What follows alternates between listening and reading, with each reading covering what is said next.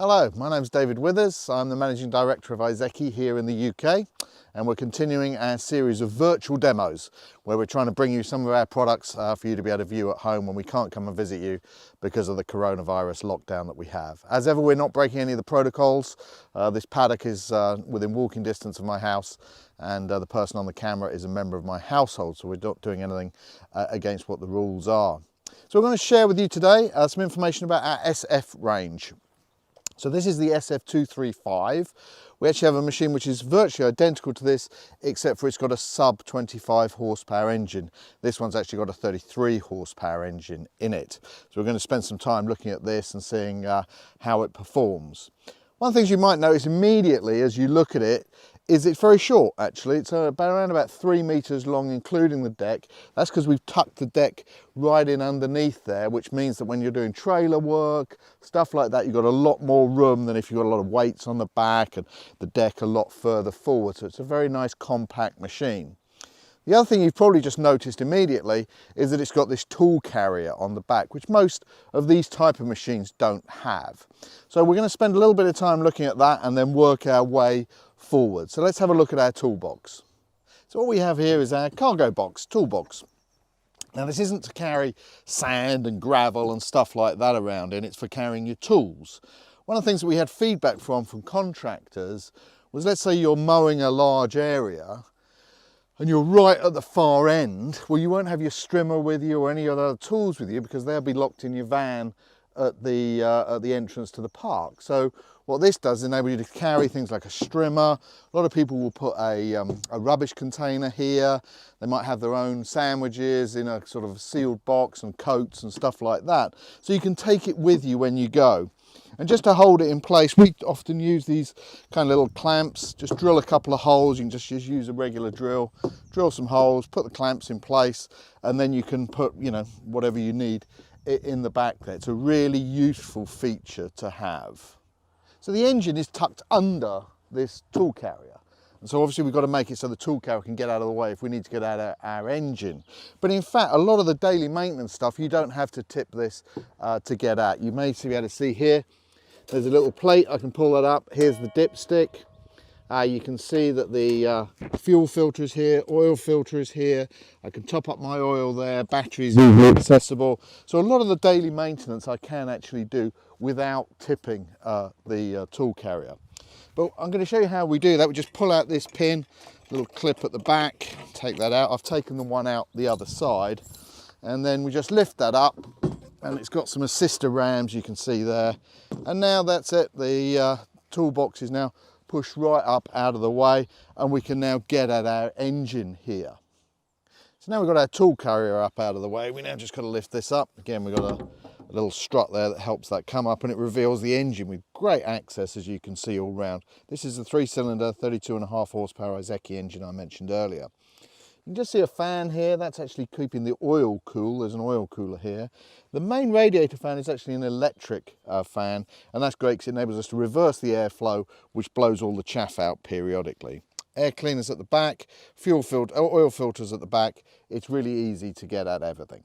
So we're sat on our nice comfortable suspension seat with armrests, and one of the other things that can make you more comfortable is we can now adjust the steering wheel to where you want it to be. And we just lock that in place there.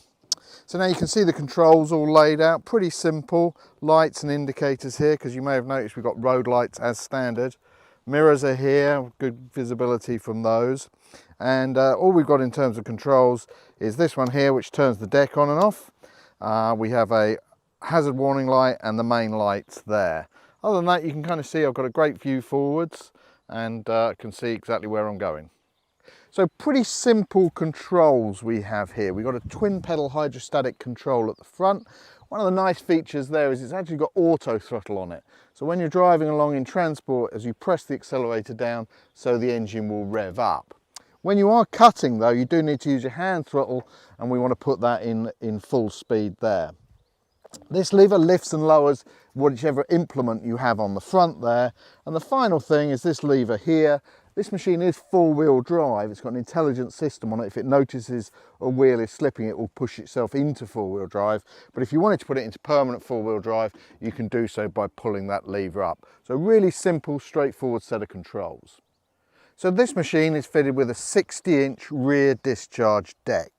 We do also have available a 1.37 metre flail that goes on the front, and a 1.4 metre flail that's made for us by Mowing that is also available for this machine. So you've got a wide variety of options as to what you actually hang on to the front of this machine. So we're going to take this 60-inch deck out and go cut some grass.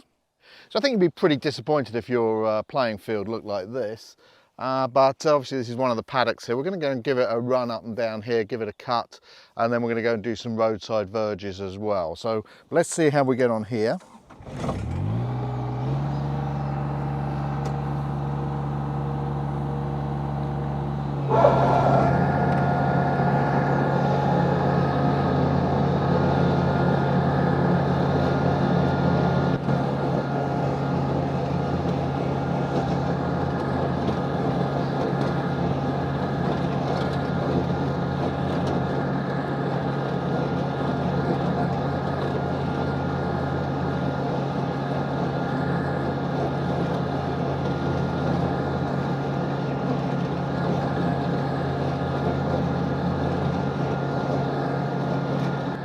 So you can see we've done a few passes here.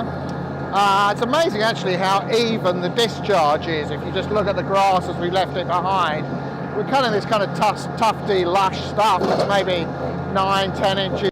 So we're just going to take a couple of passes up and down here. This is the kind of application you'd expect to use a machine like this. And I want you to look at the discharge that we get there, because it really is very, very good discharge we get. So here we go. So just running along the edge here. It's pretty easy work actually, it's not that long this particular bit.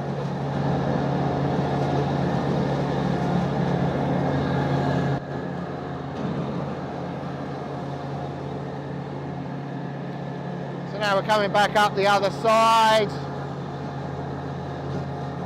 Just going to run along the side of the road here.